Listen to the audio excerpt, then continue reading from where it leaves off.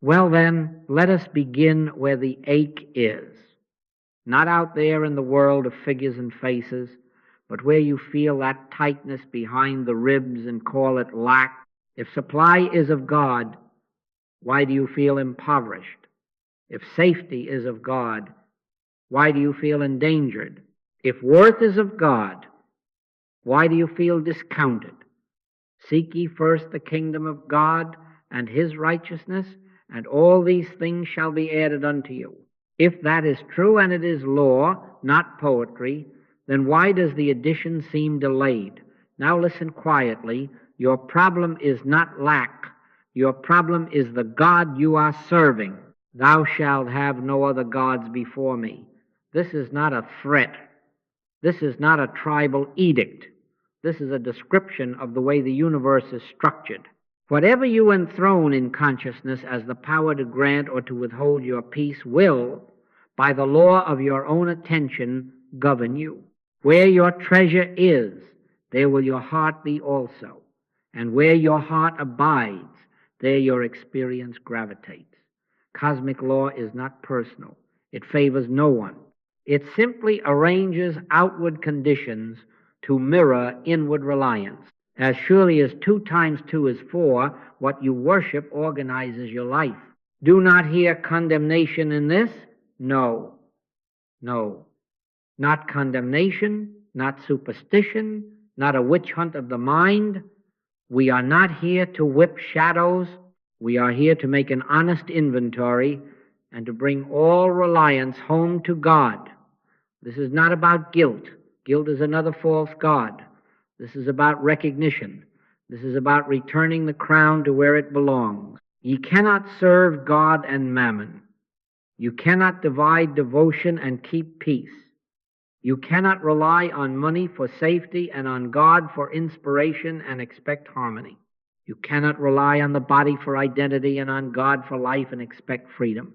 You cannot rely on fear to keep you vigilant and on God to keep you whole and expect rest. The law does not break. We break ourselves against it and then call the bruises fate. I speak not as a judge, but as an instrument. God is the actor. Let him be the actor. I am not in the physical. I am not resting in this body for my peace.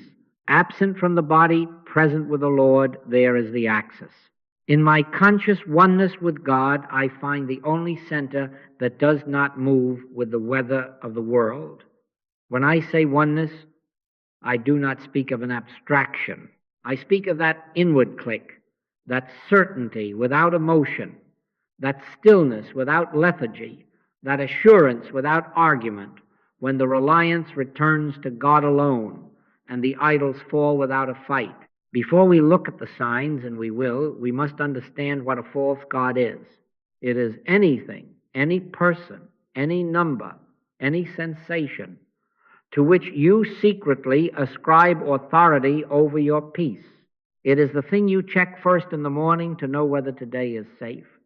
It is the measure you dare not violate even to honor love. It is the tribunal you consult when your conscience says one thing and your fear says another. And because law is impersonal, the idol will work for you only long enough to enthrone itself. Then it will demand sacrifice.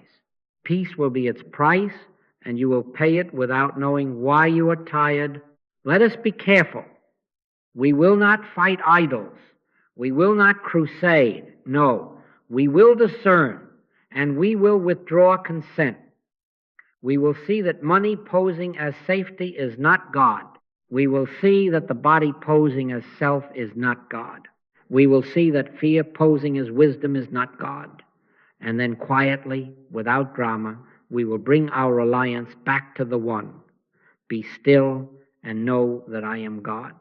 Not be frantic and fix. Be still and know. Knowing is the release.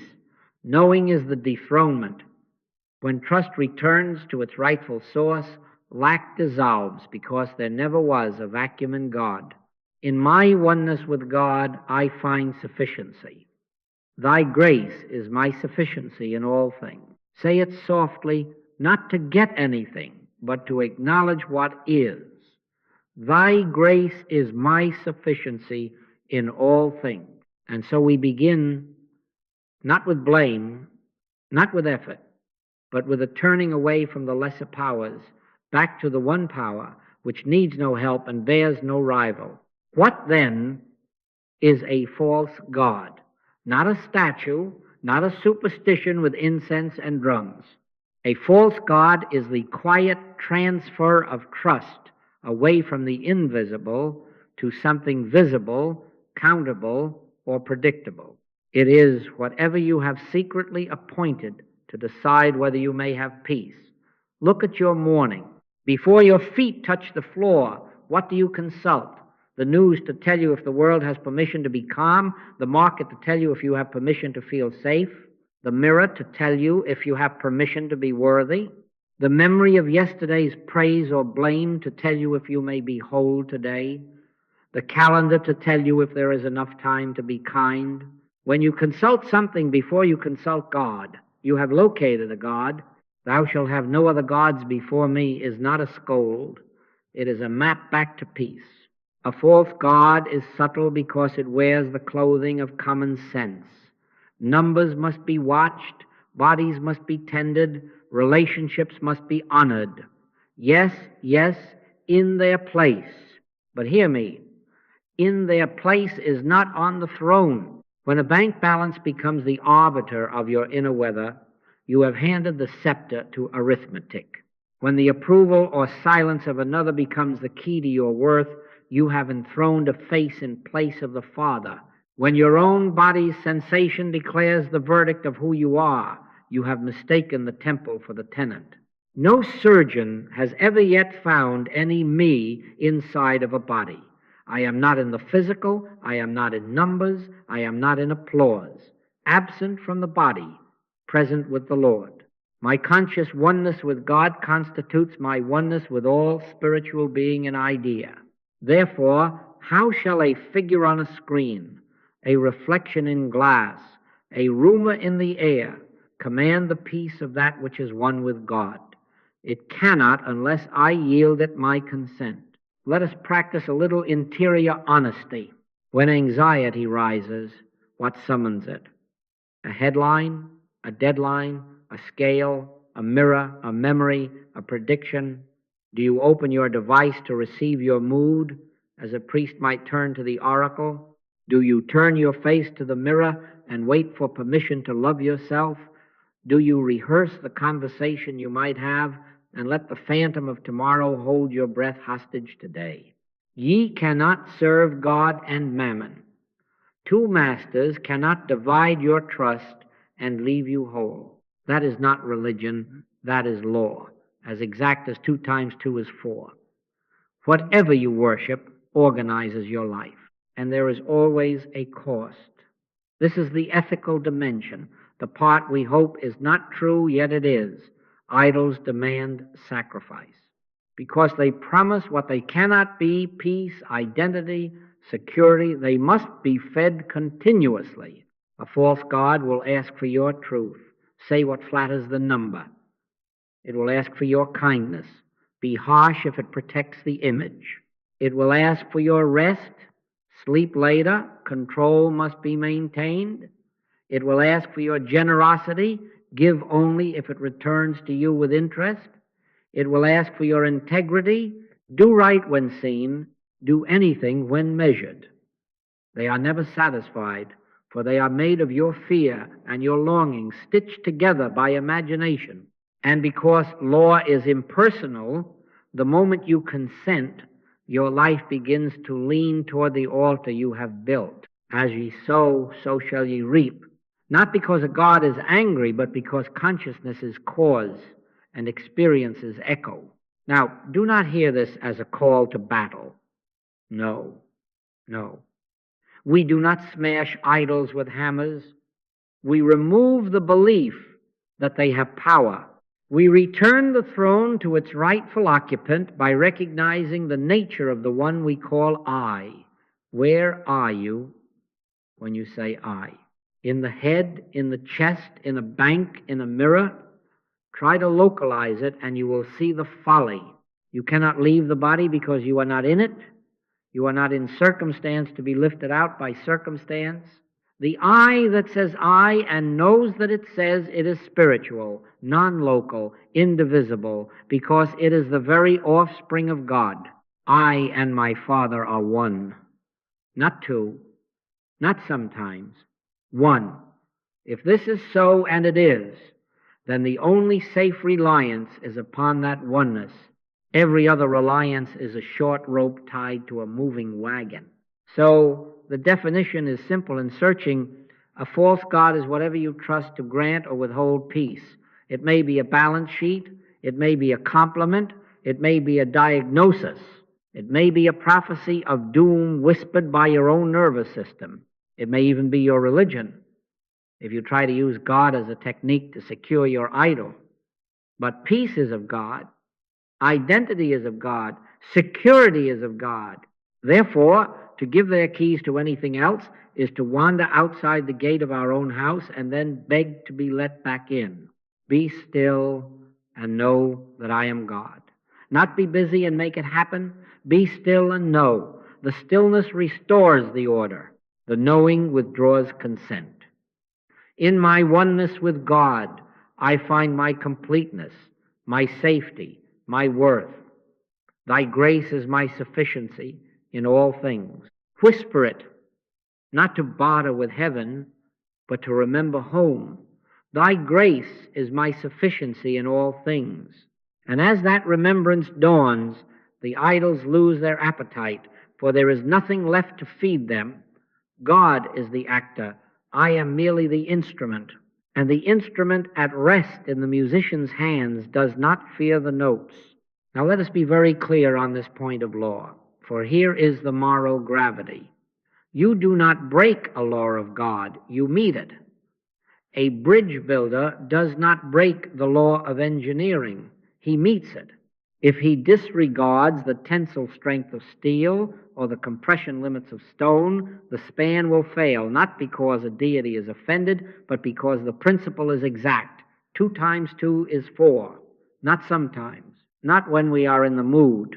2 times 2 is 4, and if you build as if 2 times 2 is 5, the collapse is in the blueprint before the first rivet is driven. So it is with spiritual law. Be not deceived. God is not mocked. For whatsoever a man soweth, that shall he also reap. Do you hear anger in that? No. No. You hear accuracy. You hear the impersonal certainty that what is entertained as cause must appear as effect. Do not imagine that idols punish because they are vindictive. They cannot be, for they have no life in themselves. They punish because they are finite. Lean your full weight on a twig and do not be surprised at the fall.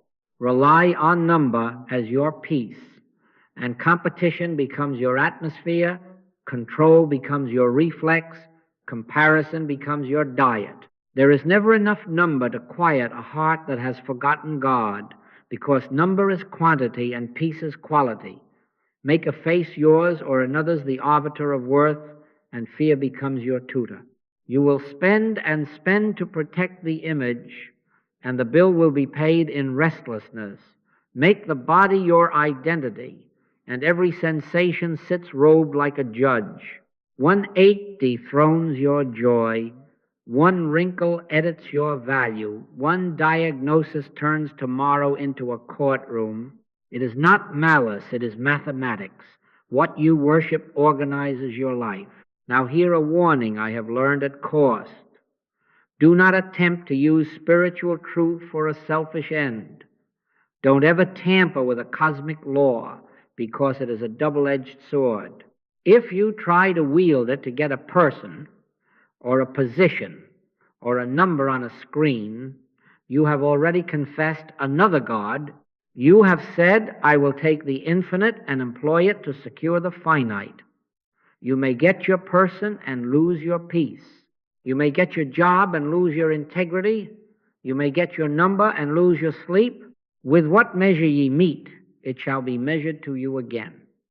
The rebound is built in, not by wrath, but by rule. There can be no selfish purpose in a cosmic law.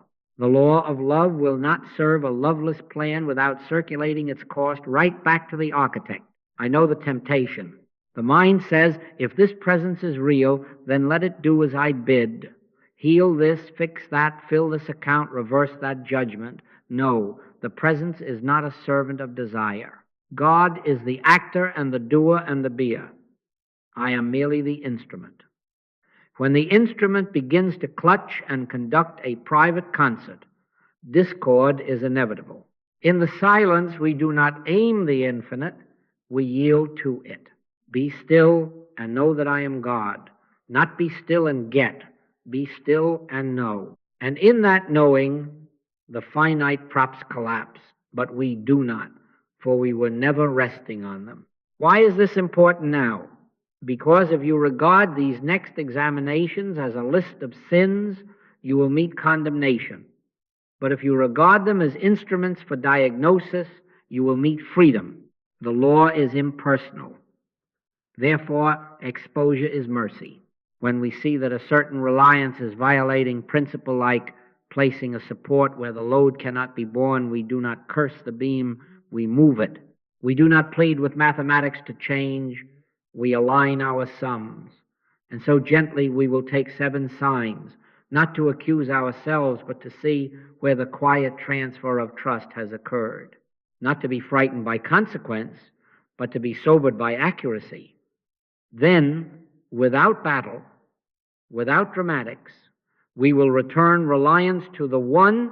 I am not in the physical, I am not in the number, I am not in the verdict of sensation, absent from the body, present with the Lord. In my conscious oneness with God, I find the only foundation that does not crack under weather or weight.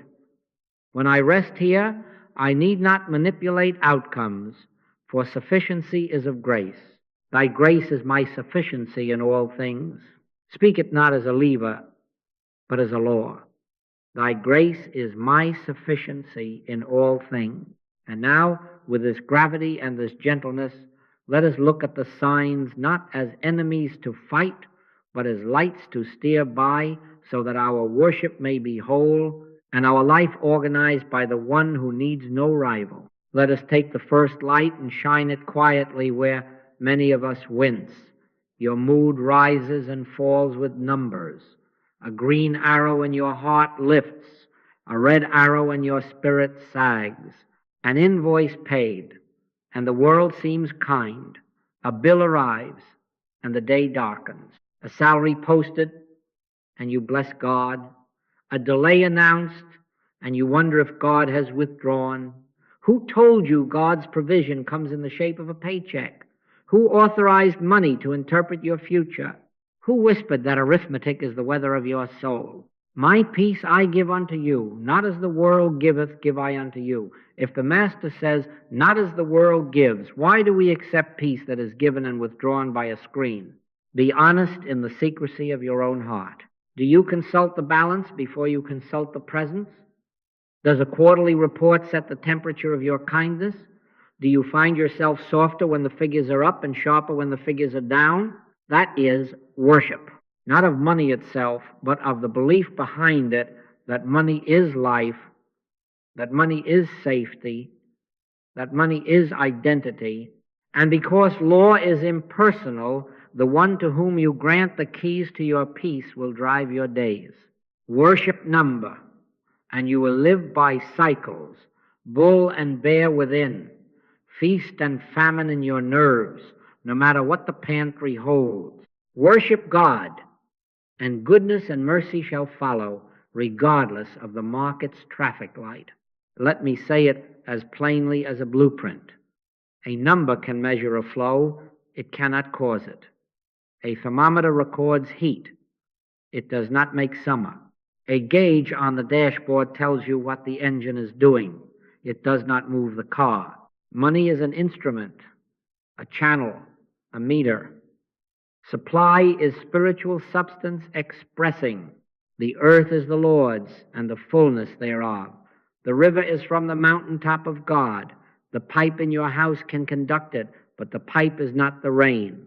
If the pipe rusts, The mountaintop has not dried up. If one channel constricts, the source remains an infinity that knows how to appear as another channel. All that the Father hath is mine, not all that the market permits, all that the Father hath. Who told you that a digit could diagnose God? Who licensed the ledger to pronounce sentence upon your future? No court has such jurisdiction. No, no. Your spiritual you isn't confined to the material body, and it surely is not confined to an account. No surgeon has ever yet found any me inside of a body. No accountant has ever found any me inside of a spreadsheet. I am not in the physical. I am not in the number. Absent from the body, present with the Lord. There is my climate. In my conscious oneness with God, I find my completeness, and from completeness, supply appears in forms that meet the need of the hour. Now the exposure, notice, when you check without need, when you refresh a screen to refresh your courage, when you postpone generosity until a graph gives permission, that is the quiet bowing of the head. Do not fight it. Do not scold it. Gently withdraw consent. Sit down. Close the eyes, not for an occult reason, only for comfort, and remove the body and its bills from thought. Wait without bargaining, without asking for more of anything. Wait in a state of receptivity until finally the click comes, the sure sense that the I that says I is one with the infinite. The Lord is my shepherd. I shall not want, not because the digits glow, but because the shepherd is present. In that moment, money returns to its rightful status, a useful servant that comes and goes, never a master that comes to stay. When numbers control your inner weather, money has become your God. Let the weather return to heaven.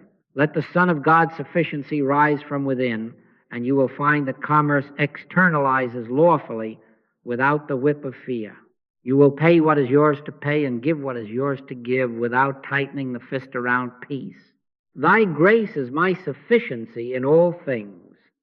Speak it softly, not to squeeze more coins through a narrow pipe, but to remember the mountain and the rain.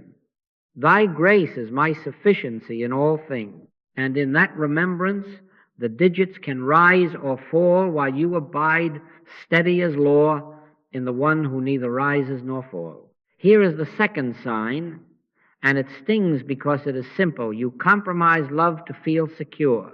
You withhold generosity when a ledger frowns. You shade truth to keep a contract. You overwork those who trust you so your image will not slip. You neglect your children, your aging parent, your own soul's Sabbath, and call it providing. You flatter a superior you do not respect to armor, a position you do not love. You make a promise elastic so it will stretch over your fear. That is worship. Not of the deed, but of the hidden principle behind the deed, that safety can be purchased by injuring love. Ye cannot serve God and mammon. If security requires harming love, you are obeying a false god. Thou shalt love thy neighbor as thyself. This is not embroidery on a wall. This is a measuring rod of God-firstness. Because if God is first, love is immediate. Love does not ask permission from fear to be kind. Love does not delay itself until the numbers smile. Inasmuch as ye have done it unto one of the least of these my brethren, ye have done it unto me. If in the name of safety you make your brother pay for your fear less wage, less truth, less presence, you have announced your altar.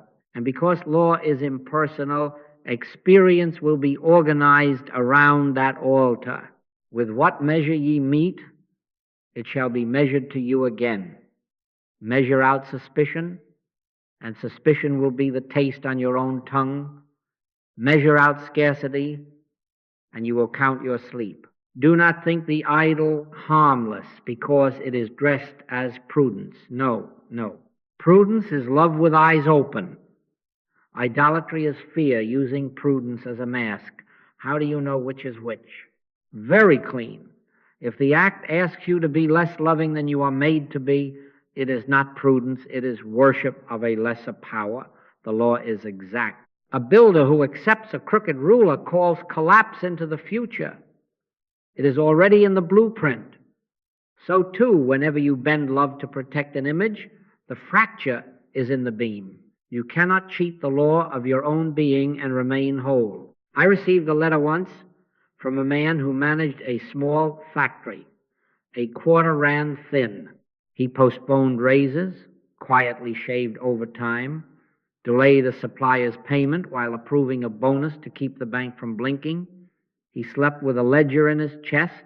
One night his daughter left a drawing on his desk, him behind a fence of tall numbers, while she stood on the other side with a ball. He wrote, "In that moment I saw the altar." He paid the supplier. He sat with his crew and told the truth without drama. He gave back 2 Sundays to his children before the numbers had improved. He waited in silence for the click. He said, "I and my Father are one." In a month, an old client returned with a contract that more than covered the raises. But the better was this: his house breathed again. The idol had been dethroned without a fight. Let me say it gently and firmly. Security is not hoarding. Security is union. The Lord is my shepherd. I shall not want. Not because I have ringed my life with fences, but because the shepherd is present. I am not in the vault. I am not inside a contract. No accountant has ever found any me inside of a term sheet. Absent from the body, present with the Lord, there is my safety. In my conscious oneness with God, I find the only security that does not ask me to betray love. Then giving does not threaten being. Then truth does not threaten bread. Then rest is not a gap in provision, but a gate for grace. How do we release this? We do not argue with fear. We withdraw consent. The next time an action asks you to be less loving in order to feel safe, be still. Close the eyes, not for an occult reason, only for comfort, and wait without bargaining until the click comes. Whisper, "Be still, and know that I am God." Choose love, pay fairly, tell the unadorned truth, return home when love calls, and let the law arrange the form. Give, and it shall be given unto you. Good measure, pressed down, and shaken together, and running over. Not as a barter, but because giving reveals what you are. And if you fail, and sometimes you will remember, forgive 70 times 7. You have as much right to forgive yourself as to forgive your neighbor, and begin again at the altar of one. Thy grace is my sufficiency in all things. Say it softly when the contract looms. Thy grace is my sufficiency in all things. Say it when the budget tightens and the child is asking for your eyes. Thy grace is my sufficiency in all things. And in that remembrance, love stands up inside you, unafraid. And the false god that demanded tribute of kindness finds no worshiper left. God is the actor. I am merely the instrument. Let love, which is God, govern the turn. Then security and love are no longer at war, for they are found as one. Life flowing, one law keeping, one peace unbroken. Now we come to a sign that sits very near the skin. Your body becomes a tribunal. You rise and consult the mirror to receive your sentence for the day, worthy or unworthy, permitted joy or denied it. You touch the scale as if it were an oracle. You run the fingers to the face, to the waist, to the places you have appointed as courts, and you listen for the verdict. Good enough? Still acceptable? You scroll images and compare bone to bone, youth to youth, past to present, as though the calendar were a prosecuting attorney. A twinge appears and the mind drafts a future in gray ink. A new regimen is adopted as if salvation were powdered, bottled, or timed. The body, then, is judge and jury. It calls you to the stand and insists, "Swear by me." The moment your body determines your worth, the body has become your God. Hear me gently and exactly. I am not in the physical. No surgeon has ever yet found any me inside of a body. When I say I How will you localize that? Here, here, no, no. You can't leave the body because you aren't in it and never have been in it. The body is not the tenant. It is the temple wherein the presence is honored. It is not the life, it is the instrument upon which life plays. Know ye not that your body is the temple of the Holy Ghost which is in you? A temple is to be kept, to be cleaned, to be lit, yes, but never to be worshipped. Worship belongs to the indwelling. Stewardship tends the temple. Idolatry bows to it. What does idolatry look like here? You postpone kindness to yourself or to another until an image in glass gives permission. You refuse to enter joy because a line is stretched or a hair is thinned. You imagine destiny tied to a diagnosis as if the infinite could be bound by a lab report. You allow appetite to tyrannize or denial to tyrannize, always with the same hidden premise: my peace is at the mercy of this form. But man looketh on the outward appearance, but the Lord looketh on the heart.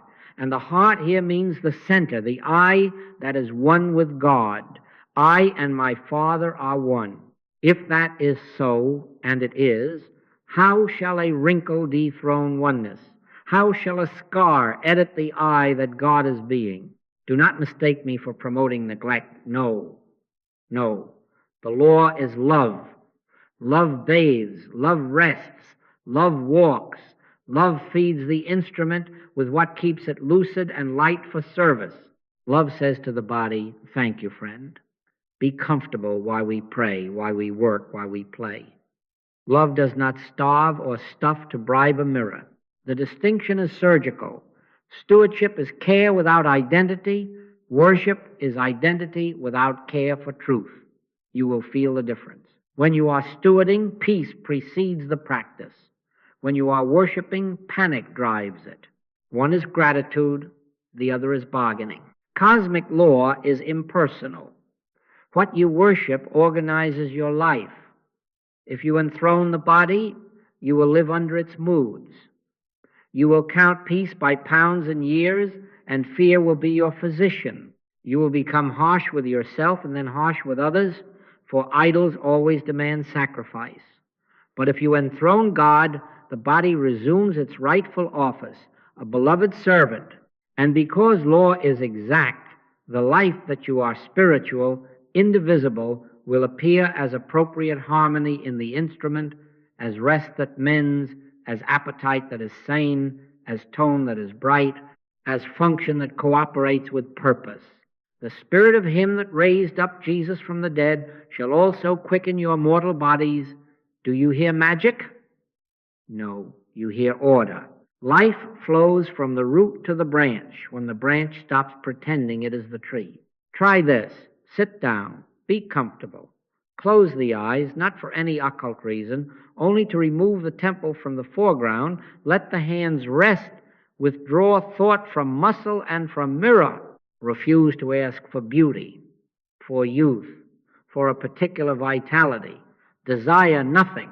Wait in a state of receptivity until the click comes the unargued knowing of oneness. Whisper, be still, and know that I am God. Whisper, in him we live and move and have our being. In that moment, something shifts. You find you are not a body trying to reach God.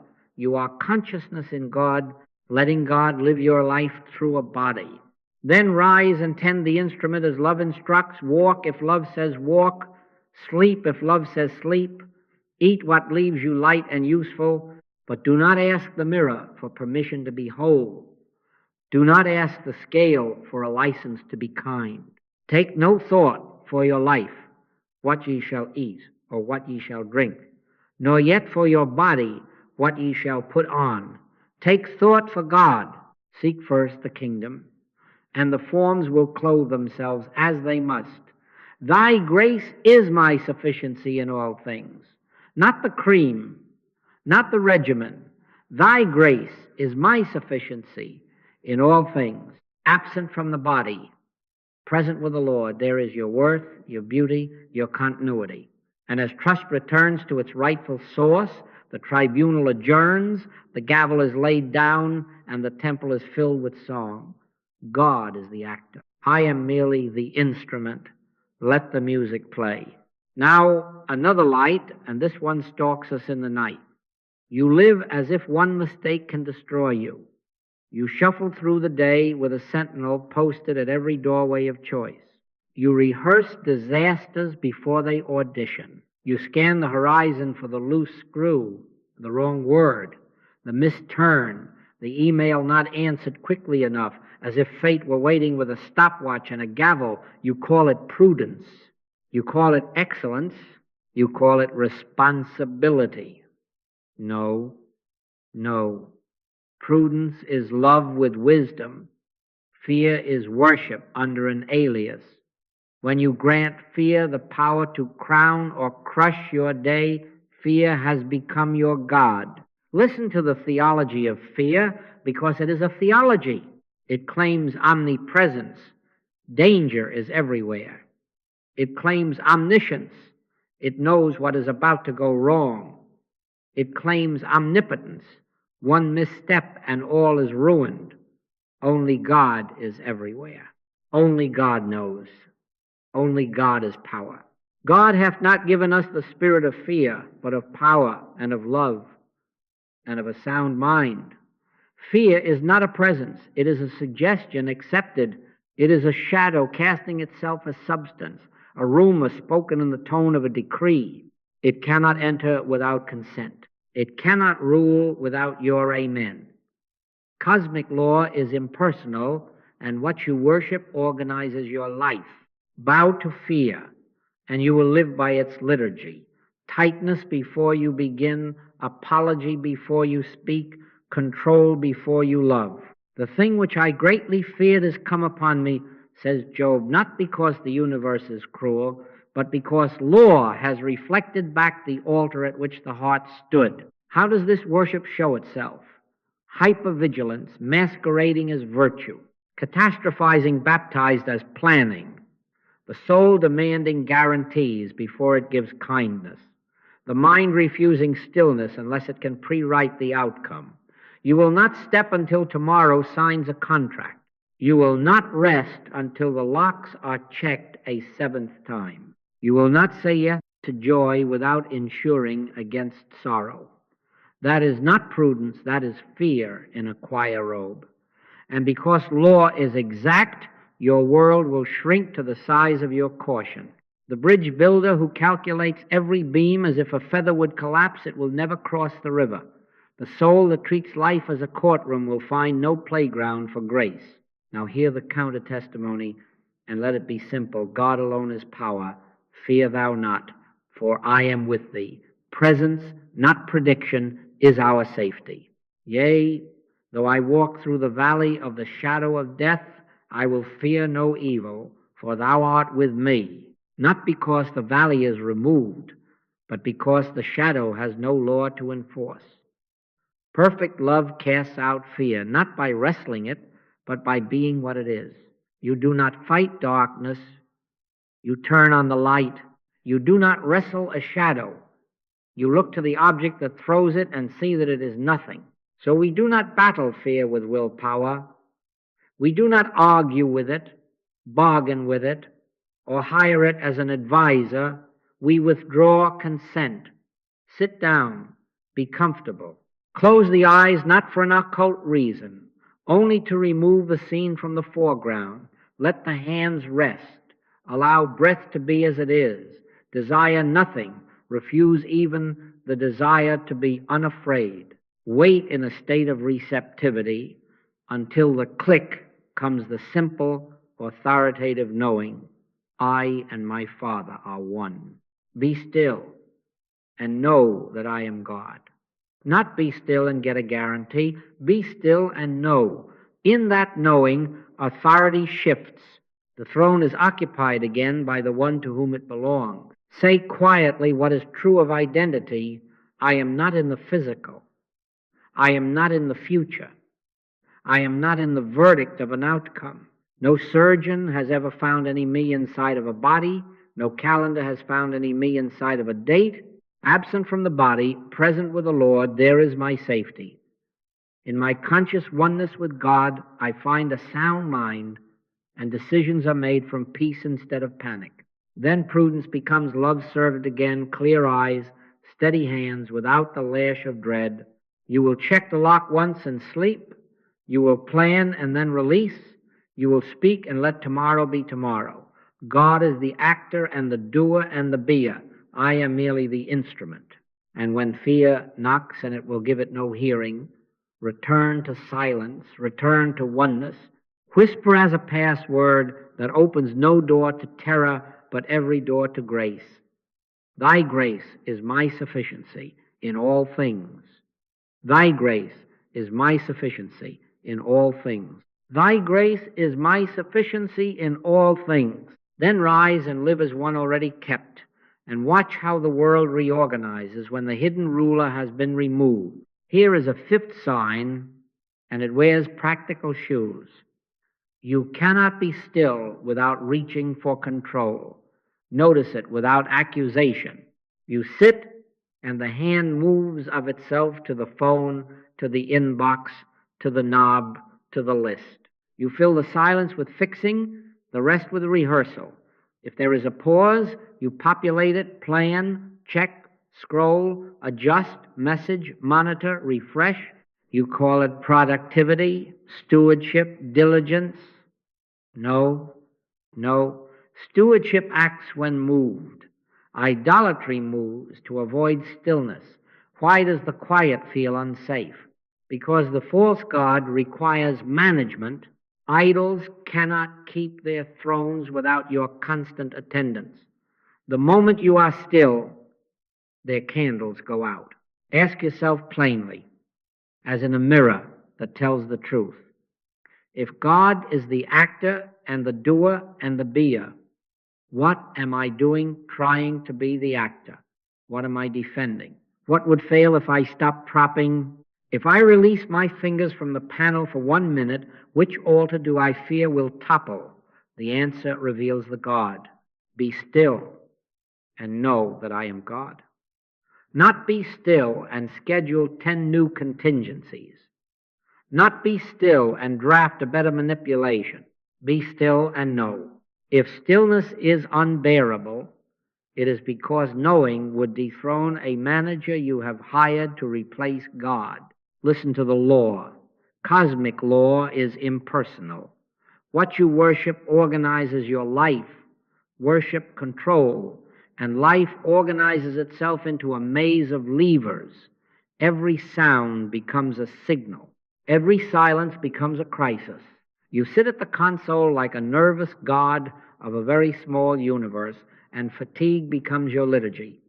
In vain ye rise up early and sit up late to eat the bread of sorrows. Do you hear scolding? No. You hear mathematics. A thermostat that believes it is the sun will keep twisting the dial, never making a day. A gardener who keeps tugging the sprout to make it grow will only weaken the root. A pilot who jerks the yoke every second will tire the craft and never trust the lift that is already there. The remedy is not passivity. It is posture. I am merely the instrument. God is the actor. Instrument is not inert. It is responsive. It rests when there is no score. It vibrates the instant the bow touches. It does not write its own music. It does not clutch for sound. It is God which worketh in you both to will and to do of his good pleasure. When the instrument posture is realized, activity springs from inner instruction, not from dread. You answer the email that is yours to answer. You mend the hinge that squeaks. You attend the meeting that calls. And between each, there is space holy, unfilled by compulsion, because the source is trusted to continue acting without your supervision. How do we come to this posture? Not by vowing to be less busy while secretly keeping the idol, not by scheduling silence as another way to optimize outcomes. No. We enter the very stillness we fear, not to escape, but to expose. Sit down. Be comfortable. Close the eyes. Not for an occult reason, only to take the panel out of sight. Let the hands rest as witnesses that nothing needs to be held up by you. Refuse even the desire to improve the silence. Desire nothing. Wait in a state of receptivity until the click comes. I and my Father are one. In that click, the hidden engineer is unmasked. The compulsion loses its authority. You discover that the river runs without your stirring the bed. Take no thought for the morrow. That is not negligence. That is law. Thought belongs to today's obedience. Tomorrow belongs to God. In quietness and in confidence shall be your strength. Confidence in what? In the presence that acts. Absent from the body, present with the Lord. Absent from the console, present with the source. I am not in the physical. I am not in the stream of notifications. No surgeon has found any me inside a muscle. No server has found any me inside a feed. My conscious oneness with God constitutes my oneness with all spiritual being and idea. Therefore, the right contact, the right word, the right provision are included in the one and will appear as needed without my fretting them into shape. Test it this way. Choose one window of 5 minutes today where your old God usually demands supervision. Lay down the levers. Say within, live thou my life. Fulfill thyself in me. Be still, not as a tactic, but as a truth. When the itch to reach arises, and it will label it gently, alter maintenance. Smile without sarcasm. Withdraw consent. Return to knowing. Then act only if an inner nudge, clean and unhurried, appears. You will discover that doors open on their hinges without your shoulder. You will find that one clear word replaces 40 anxious ones. You will see that outcomes arrive by law, not by lash. Thy grace is my sufficiency in all things, not my vigilance, not my micromanagement. Thy grace is my sufficiency in all things. When that refrain is true for you, rest is restored as obedience, activity is restored as music, and the God of control finds no worshiper left in you. God is the actor and the doer and the beer. I am merely the instrument. And in that holy order, life composes itself in harmony you could never have conducted by hand. Here is the sixth sign, and it hides under morals while it wounds love. You need someone or something to be wrong for you to feel right. Watch how the pulse changes when a rival stumbles, how relief rises when the colleague is corrected, how secretly the headline that discredits your opposing party soothes your evening. Notice the comparison, the little inventory you keep of who did more, who saw first, who is owed. You think you are defending principle. Often you are defending an altar that requires an enemy to stay lit. Whenever peace requires separation, an idol is operating. The logic of the idol is always scarcity. It whispers, there is not enough honor to go around, not enough place, not enough love, not enough God. And so rivalry is born, and rivalry is a rehearsal for war, cold at the breakfast table, warm in the boardroom, hot in the street. If ye bite and devour one another, take heed that ye be not consumed one of another. The law is impersonal. What you worship organizes your life. Worship a divided universe, and your days will divide into camps, us and them, mine and yours, right and wrong, as positions to be defended rather than truths to be lived. But hear the law that heals. My conscious oneness with God constitutes my oneness with all spiritual being and idea. If that is so, and it is, where is the other I must defeat to be whole? Where is the neighbor I may diminish to be tall? We, being many, are one body in Christ, and every one members one of another. One body does not heal a hand by starving a foot. One household does not gain peace by appointing a scapegoat. Judge not that ye be not judged. not because judgment offends a sensitive God, but because judgment seals you into the very measurement you apply. As ye sow, so shall ye reap. Measure out superiority, and you will live under its lash, always needing contrast to exist. How does this idolatry dress itself?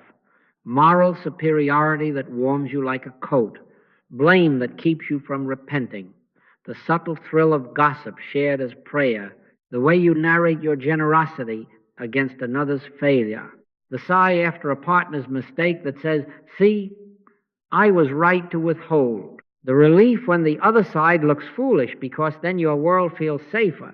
No, no, safety that feeds on another's diminishment is bondage. Peace that is purchased by exclusion is fragile and cruel. Blessed are the peacemakers, for they shall be called the children of God. A peacemaker is not a winner of arguments. A peacemaker is one who has no inward war to export. Cosmic law is not personal.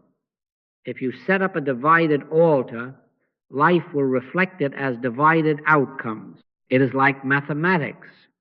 You cannot violate 2 times 2 is 4 and build a sound bridge. Build your peace upon a subtraction.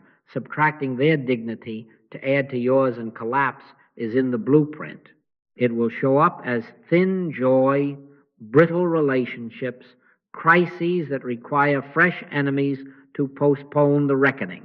And in politics, in business, in home, the harvest is the same. Distrust multiplies, and everyone eats the bread of sorrows. How do we release this? We do not win the feud to end feuding. We withdraw consent from the altar that demands an enemy. Sit quietly. Be comfortable. Close the eyes, not for any occult reason, only to take the tribunal of comparison out of view. Desire nothing. Refuse even the desire to be proved right. Wait in a state of receptivity until the click comes simple, irresistible knowing, I and my Father are one. And if I am one with the Father, I am one with all the Father as being, as neighbor, as rival, as stranger. Inasmuch as ye have done it unto one of the least of these, ye have done it unto me.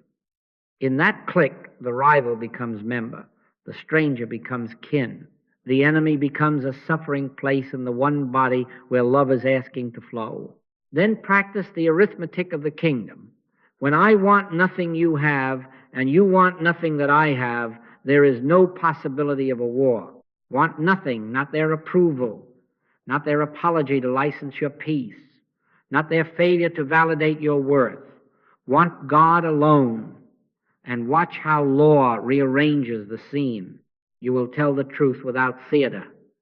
You will correct without contempt. You will disagree without exile. And sometimes you will be silent, because love will have done more by not rehearsing the case again. Love worketh no ill to his neighbor, therefore love is the fulfilling of the law. Say within, and let it be your password in every meeting, kitchen, and comment thread, Thy grace is my sufficiency in all things. Not their mistake, not my advantage. Thy grace is my sufficiency in all things. I am not in the physical. I am not in the tribe. No surgeon has found any me inside of a label. Absent from the body, present with the Lord, I stand in the one, life where no comparison lives. God is the actor and the doer and the beer. I am merely the instrument. And as the instrument ceases to steal a song from another's silence, harmony returns, and peace no longer depends on anyone being wrong to be right. Here is the 7th sign, and it is the last mask to fall, because it wears the face of prayer. You try to use God to serve the idol. Hear it in the phrasing. If I affirm long enough, the deal will close. If I meditate properly, the body will behave. If I tithe, the numbers will go up. If I declare truth, they will apologize. Prayer becomes bargaining. Meditation becomes manifestation. Truth becomes a lever. God is cast as a very powerful errand runner to fetch what fear has chosen. what vanity has chosen, what control has chosen. No, no. Thou shalt have no other gods before me. Ye cannot serve God and mammon. The subtlest idolatry is using God as a tool to keep the idol. Listen to the law. Cosmic law is impersonal. You cannot break it. You meet it. When you attempt to harness spiritual principle for a selfish end, you walk into the double edge of the sword. As ye have done it unto one of the least of these, ye have done it unto me. As you sow, so shall ye reap. Use the holy to sanctify greed, and the harvest is hunger, even with full cupboards. Use the name to secure dominance, and the harvest is isolation, even with applause. It is like mathematics. You cannot force 2 times 2 to make 5 because you prefer it today. The bridge will collapse upon the one who insists. It is like electricity. You may wire the house with brilliance, but if you cross the circuits to light straw, the fire does not care that your motive was a sermon illustration. Do not tamper with the cosmic law. I say it protectively. I have studiously avoided mental and physical manipulation, and I hope you will never try to do it. But what then is prayer? Seek ye first the kingdom of God and his righteousness, and all these things shall be added unto you. Seek the presence for the presence. Seek God for God. Let outcomes be fruit, not bait. Delight thyself also in the Lord, and he shall give thee the desires of thine heart. Not because you coached God into your plan, but because in delight heart discovers what it truly desires, the will of God. When God is the motive, the evidence follows by law. When evidence is the motive, anxiety follows by law. Test it. If peace depends on the outcome, you are bargaining. If peace precedes the outcome, you are in prayer. We cannot use God. God uses us. God is the actor and the doer and the beer. I am merely the instrument. The instrument does not pull the bow to extract the solo for its ego. The bow comes, and the instrument yields, and music happens. Not my will, but thine be done. That is not passivity. That is alignment with the only will, that is love itself. In that alignment, the forms required by love appear of themselves, each in their order, sometimes a yes, sometimes a no, sometimes a door, sometimes a closed door, that is mercy. Your Father knoweth what things ye have need of before ye ask him. How then to pivot from technique to truth? We do not fight the idol, we starve it by withdrawing the bribe. Sit down, be comfortable. Close the eyes, not for any occult reason, only to remove the wish list from the stage. Let the hands rest, desire nothing, refuse even the desire for a result. Wait in a state of receptivity until the click comes quiet, authoritative knowing. I and my Father are one. In that click, you will find that what you thought you wanted calms, and the want becomes willingness. Live thou thy life, fulfill thyself in me. Then a phrase is given, not to move the world around, but to let the world be moved through you. A call is made without pressure. A doctor is seen without terror. A contract is signed without clutching. In quietness and in confidence shall be your strength. Do not accuse yourself for past bargains. Forgive yourself 70 times 7. Idols are embarrassed by daylight. They do not survive exposure. Simply notice when the holy words are being used as a key to a lesser door.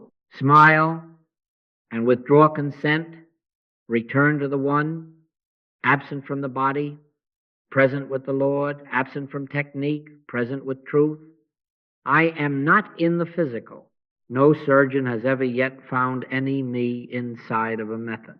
My conscious oneness with God constitutes my oneness with all spiritual being and idea. Therefore, the right form will be added as fruit, not forced as proof. Let this be our password. Not to unlock idols, but to rest in sufficiency.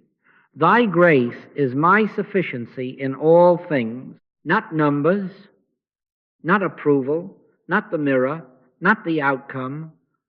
Thy grace is my sufficiency in all things. When grace is sufficient, there is nothing left to manipulate, and the subtlest idol finds no worshiper. And now, gently, we turn from disclosure to release, not with struggle, not with shame, but with the simple act of giving God back God's own throne. Now, hear the mercy in this. You do not need to fight what never had law. You do not destroy an idol. You stop feeding it your attention, your fear, and your identification.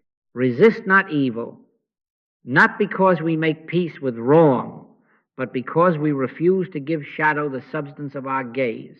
Turn, withdraw, consent. The altar without a worshiper becomes a table again. Stand still and see the salvation of the Lord. Not stand tense, stand still. Freedom is not won by wrestling a phantom. Freedom is received when trust returns to the one who is already present. The key to this turning is identity. When I say I, where are you going to localize that? In the bank? In the mirror? In next Thursday? No. I am not in the physical, absent from the body, present with the Lord. No auditor has ever yet found any me inside a ledger. No mirror has ever found any me inside a face. No calendar has ever found any me inside a date. Therefore, I cannot be imprisoned in a sum, in a reflection, in a forecast. My conscious oneness with God constitutes my oneness with all spiritual being and idea. That is the I that cannot be taxed by numbers, judged by appearances, or threatened by tomorrow. When identity shifts, the idol loses its address. Then the first commandment ceases to be a plaque and becomes breathing. One presence, one power, one life. Hear, O Israel, the Lord our God is one Lord. Thou shalt have no other gods before me. Practice that, not as debate, but as deference. Acknowledge the one as the only authority in this moment. Say within, simply and truly, God is the actor and the doer and the beer. I am merely the instrument. Trust in the Lord with all thine heart, and lean not unto thine own understanding. Do not lean on the old altar. Do not lean on the mood of the market, the mirror's verdict, the threat of an outcome. Lean into presence. Wait until the click comes quiet, authoritative union. I and my Father are one. Then act, if act you must, from that union. How do you know the idol is loosening? Ethics becomes easy, not rule book easy, heart easy. Love begins to move without argument because the heart is no longer starving. More honesty appears. You tell the truth even when it costs an advantage, and you find the cost was a fiction. More generosity flowers. You pay the invoice on time. You add the apology you owe. You give the first choice to another not to be superior, but because sufficiency has ended the scramble. More patience becomes natural. You do not lash at the child or the clerk or the body, because time is not your God and speed is not your Savior. By their fruits ye shall know them. Love worketh no ill to his neighbor. Therefore love is the fulfilling of the law. When the one is acknowledged, the many are blessed. This is not passivity, it is posture. Withdraw the bribes, attention, fear, identification. When the thought flashes, you must fix this now or else. Label it gently, alter, maintenance. Smile, withdraw consent, return to knowing. When the mirror praises or condemns, refuse recruitment. I am not in the image. When tomorrow threatens or seduces, refuse relocation. I am not in the forecast. Be still and know that I am God. In that stillness, the river of law carries its own raft. 2 times 2 is 4. It requires no strain to be true. So with spirit, Where the one is acknowledged, order appears of itself. Say softly, as the password that does not move idols but removes their worshiper. Thy grace is my sufficiency in all things. Thy grace, not my alarm, not my schemes, not my charm. Thy grace is my sufficiency in all things. In my oneness with God, I find completeness, security, peace. And as trust returns to the source, the throne is righted without a struggle, and life by law finds its harmony. Let us make this very simple, very human, and entirely holy. Sit. Do not make a ceremony of it.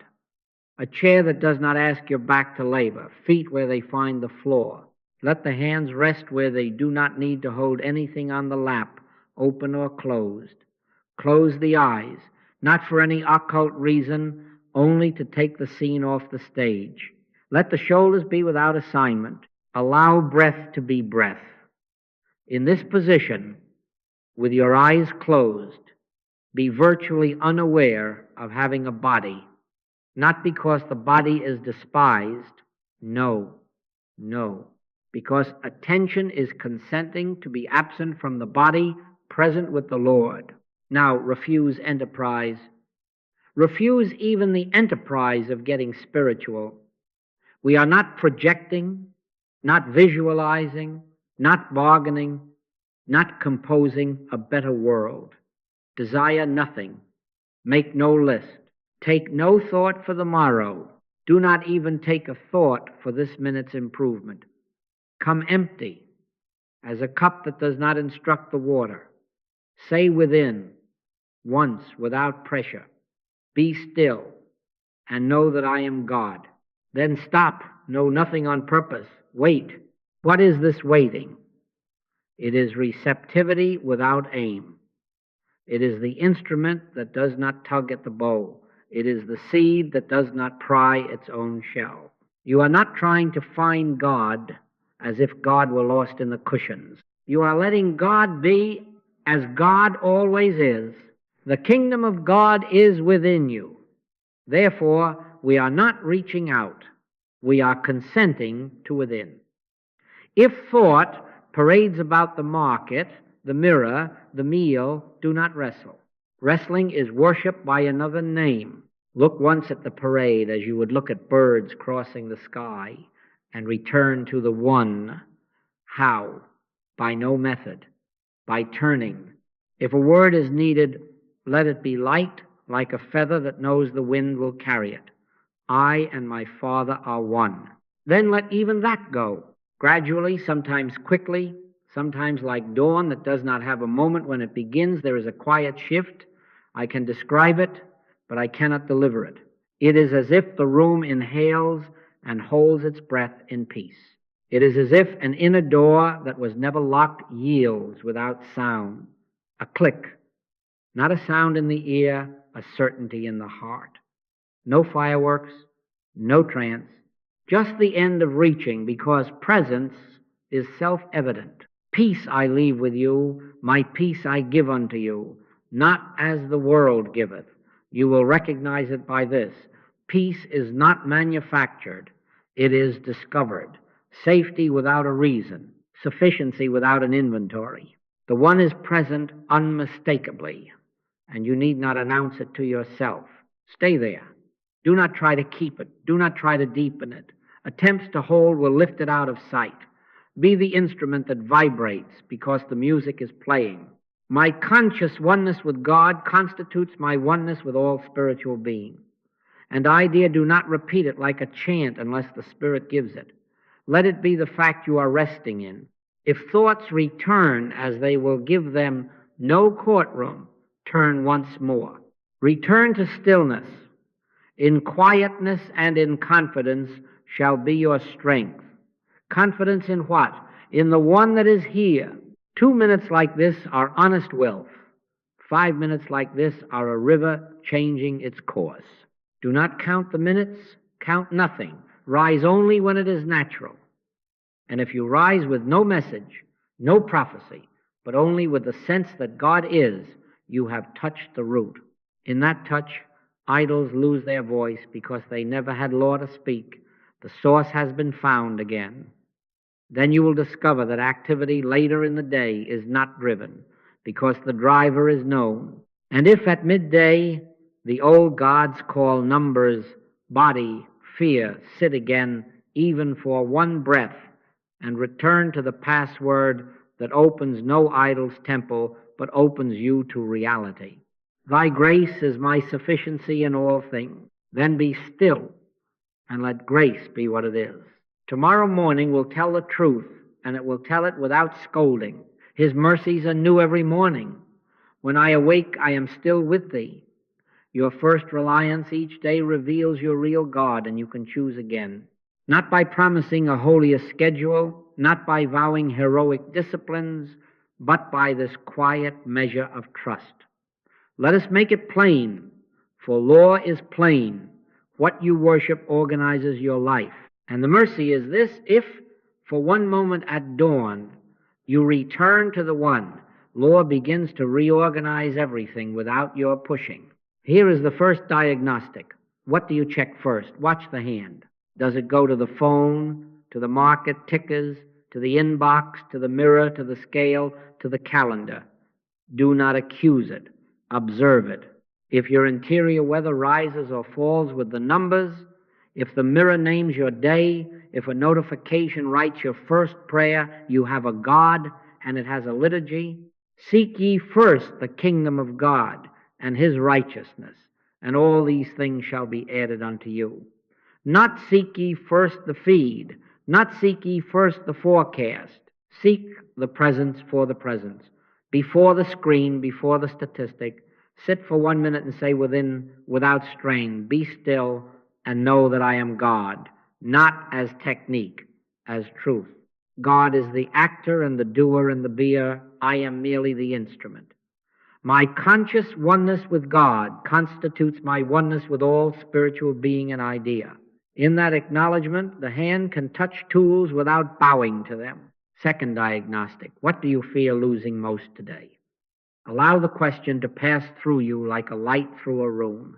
If the threat of losing a client or a title or an image or a pleasure tightens the breath, you have located an altar. Where your treasure is, there will your heart be also. This is not condemnation, it is cartography. Each fear shows you a temple you have built. Now answer it with identity. When I say I, where are you going to localize that? In the roll? In the bank? In the body? No. No. I am not in the physical, absent from the body, present with the Lord.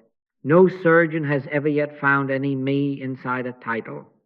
No auditor has ever yet found any me inside a ledger. My conscious oneness with God is the I that cannot be evicted.